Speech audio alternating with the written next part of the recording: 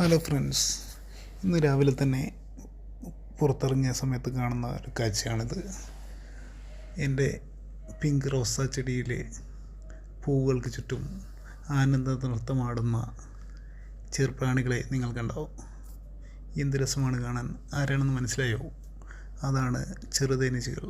അവർ ഓരോ പൂ വിരിയുന്ന സമയത്തും അതിൻ്റെ പൂവും അതിൻ്റെ സൗന്ദര്യവും ആസ്വദിച്ച് ചുറ്റും നൃത്തം ചെയ്യുകയും അതിലെ മധു നുകരുകയും ചെയ്യുന്ന കാഴ്ചയാണിത്. എന്ത് നയനമനോഹരമായ കാഴ്ചയാണ് നിങ്ങൾ കാണുന്നത്.